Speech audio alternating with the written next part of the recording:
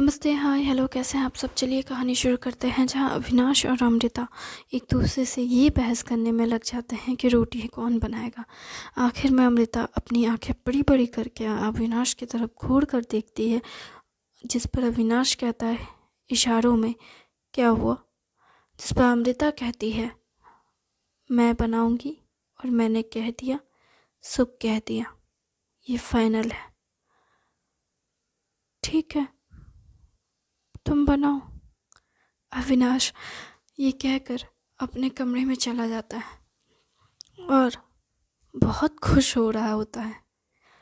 वो खुश था कि पहली बार अमृता ने किसी बात पे उससे आर्ग्यू में जीता, या वो मान गई, या किसी से मनवाया अपनी बात। पहले अमृता ऐसी नहीं थी। अमृता कभी भी किसी भी तरह की आर्ग्यू में ज़्यादा बहसबाजी नहीं करती थी। हाँ ठीक है कर लो, या ऐसी बातें कहती थी। पहली बार उसने ज़िद जैसी चीज़ उसमें दिखी, और ये देखकर अविनाश को बहुत खुशी हुई, क्योंकि उसे लगा कि पहली बार अमृता ने उस पर हक जताया हो, या उससे जुड़ी हुई किसी बात पे हक जताया हो। और ये जानकर अविनाश बहुत खुश था। और ऐसे वक्त में उसके दोस्तों का फ़ोन तो आना लाजमी है। उसके दोस्तों का फ़ोन आ गया, और इस बार विजय का फ़ोन था। विजय कॉल कर रहा था। अविनाश फ़ोन देख कर के भी इग्नोर कर देता है। वो सोचता है कि अब की बार इससे बात की तो ये मुझे फिर से कुछ उटपटांग बात बताएगा, और फिर मेरा मूड ऑफ हो जाएगा। इसलिए वो फ़ोन नहीं उठाता और इस मोमेंट को जीने के बारे में सोचता है, जहाँ अमृता रोटी बनने के बाद सब्ज़ी गर्म कर उसके सामने लेकर आती है और अविनाश को आवाज़ देती है, खाने को टेबल पे रख। अविनाश जब फ्रेश होकर आता है तो अमृता उसे देखती रहती है, क्योंकि नॉर्मली अविनाश को वो इतना प्यार से कभी नहीं देखती। लेकिन पहली बार अमृता में बहुत ही अजीब तरह से चेंज हो रही थी। अमृता अविनाश को प्यार से देख रही थी, और वो बस देखती जा रही थी। अविनाश कहता है, क्या हुआ तुम्हें? कुछ नहीं, बस पहली बार तुम्हें देखा, ऐसा लगा। क्या मैं रोज़ ये टी शर्ट पहनता हूँ? क्या तुम चेंज नहीं करते? नहीं, चेंज करता हूँ, मतलब तुम मुझे देखती नहीं हो। ऐसा कुछ नहीं है, मैं देखती हूँ। तो बताओ मैंने कल कौन सा टी शर्ट पहना था? अच्छा, तुम तो ऐसे कह रहे हो जैसे तुम्हें मेरा सब कुछ याद है। याद है। तो बताओ कल मैंने ब्रेकफास्ट में क्या खाया था? ब्रेकफास्ट में तुमने कुछ भी नहीं खाया, मुंह फुलाई हुई थी, गुस्से में चली गई। ऐसा कुछ नहीं है। देखो, तुम जो भी करती हो मुझे पता चल जाता है। क्या सच में? और मैंने क्या पहना था? तुमने पिंक कलर की शर्ट और ब्राउन पैंट पहना था। तुम्हें याद था? हाँ, मुझे याद था। मैंने बाल कैसे बांधे थे? तुम्हारे बाल तुमने सामने से उठाकर बांधा था, और पीछे में थोड़ा लूज़ रखा था। वाह, तुम्हें ये कैसे पता? अच्छा, मेरी बारी। बताओ मैंने कल कौन सी टी शर्ट पहनी थी? आई थिंक ब्राउन पहनी थी। मेरे पास ब्राउन कलर की कोई टी शर्ट नहीं है। क्या तुम्हारे पास ब्राउन कलर की टी शर्ट नहीं है? नहीं है। मतलब तुम मुझे देखती तक नहीं? ऐसा कुछ नहीं है, मैं देखती हूँ तो बताओ मुझ में क्या देखा तुमने? क्या मतलब? अविनाश एकदम से अमृता के आंखों के सामने आ जाता है और उससे ये सवाल जैसे पूछता है तो अमृता की धड़कनें तेज़ हो जाती है और उसकी सांसें जैसे रुक रही हो। और अविनाश कहता है, लंबी सांस से लो। अमृता उसकी बातों में जैसे खो जाती है। जैसे अविनाश कहता जाता है अमृता वैसे ही करती रहती है। अविनाश कहता है, लंबी लंबी सांसें लो, छोड़ो, खुद को रिलैक्स करो, सब ठीक है। अमृता उसकी बातों में को सुन खुद को रिलैक्स करती है और अविनाश भी अमृता से थोड़ी दूर हट जाता है और चेयर लेकर बैठ जाता है जहाँ अमृता को देख वो समझ जाता है कि इतने सालों में उसे मुझसे प्यार हो या ना, पर आज इसे मुझे कुछ ज़्यादा ही प्यार हो गया है। जिस पर अविनाश फिर उससे पूछता है, बताओ, कल मैंने जो पहना वो तुम्हें याद नहीं, लेकिन आज मैं क्लिनिक गया था तो मैंने क्या पहना था बता सकती हो?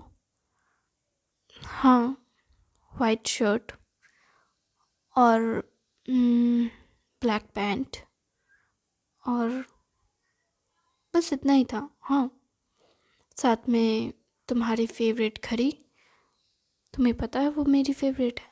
हाँ, मोस्ट प्रॉब्ली तुम वही घड़ी पहनते हो। वो घड़ी कहाँ से आई थी? वो घड़ी मैंने तुम्हें गिफ्ट की थी तुम्हारे बर्थडे पे पिछले साल।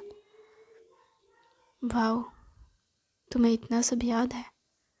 तुम्हें क्या लगता मैं भूलक्कड़ हूँ क्या?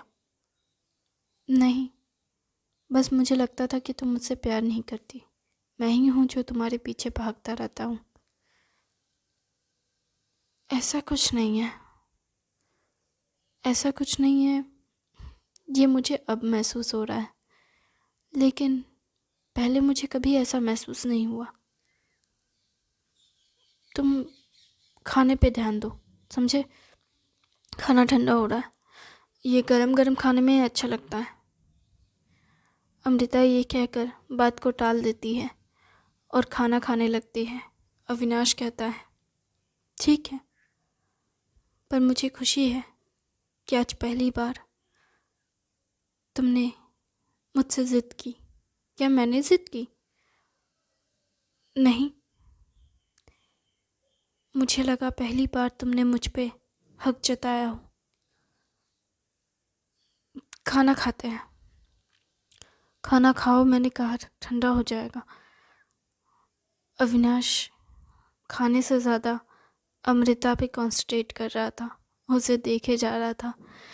एक बार खाने की शक्ल भी एक बार भी उसने नहीं ठीक से देखी और इसी बीच में वो मिर्ची खा बैठता है और मिर्ची के मुंह में जाते ही उसे इतना तीखा लगता है। कितना तीखा है। मम्मी, पानी पानी पानी, पानी। वो जाकर पानी पीता है। अमृता उसे कुछ नहीं कहती, वो अपने खाने पे कंसंट्रेट करती रहती है। वो खाना अपना कंटिन्यू रखती है, जिस पर अविनाश उसके सर पे आकर एक थप्पड़ मारता है और कहता है, मुझे पानी नहीं दे सकती थी? नहीं, मैं नहीं दे सकती थी। मुझे खाना कंप्लीट करना पसंद है, खाने से के बीच से नहीं उठना चाहिए। और पानी यहाँ पे था, तुमने पानी नहीं पिया। मैंने पिया तो है, सारा पानी ख़त्म किया मैंने। अच्छा, गुड। मेरे लिए तो कुछ छोड़ा नहीं। मैं प्लेट धोने जा रही हूँ, खाना हो जाए तो प्लेट दे देना। हाँ। अविनाश अमृता का फिर से वो रूड बिहेवियर समझ नहीं पाया। वो बहुत कंफ्यूज हो गया।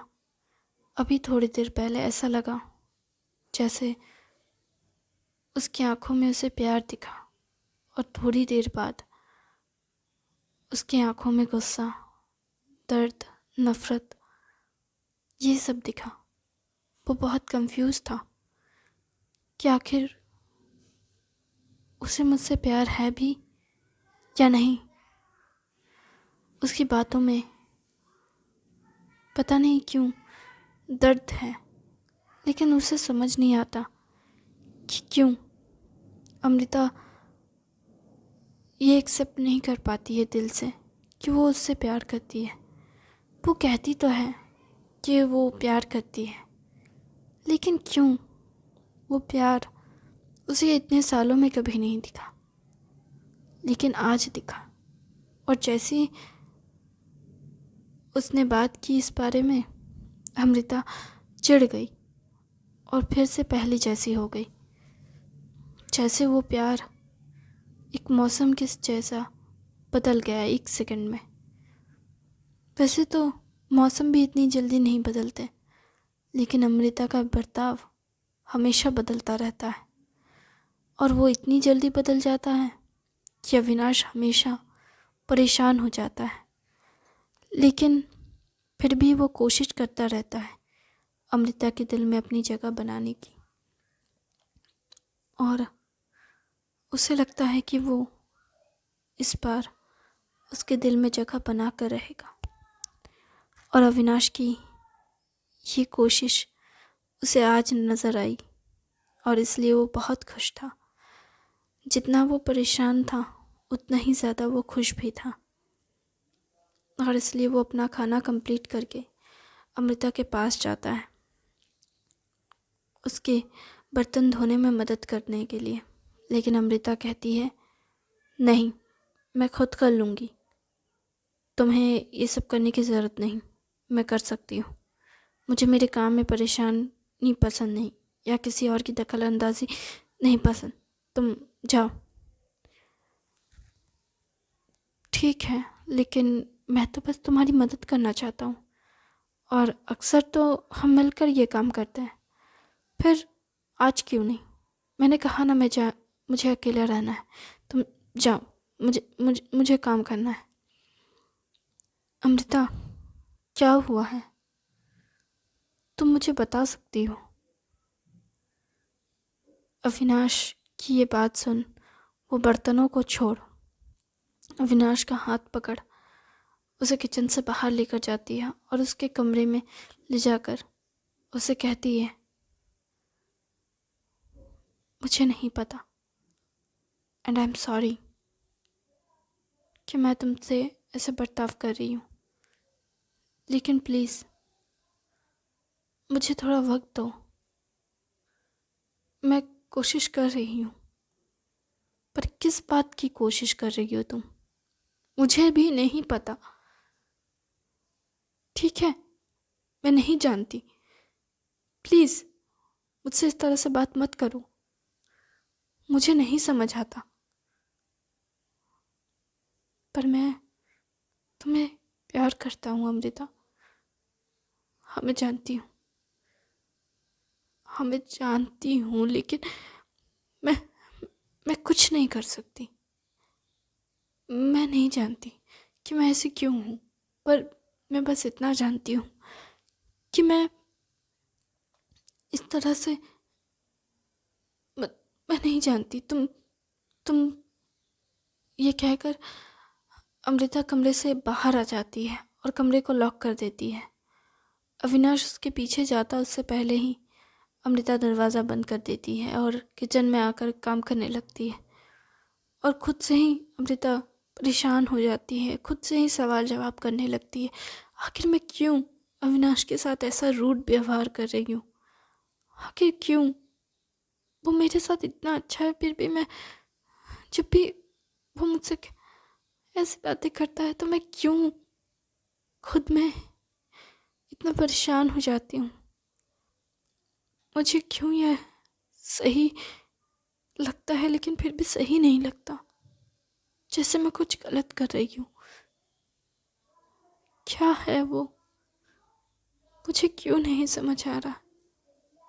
मैं ये मानती हूँ कि मुझे उससे प्यार है, लेकिन मैं ये पूरे दिल से क्यों नहीं अपना पा रही हूँ? आखिर मेरे लिए क्या मुश्किल हो रहा है?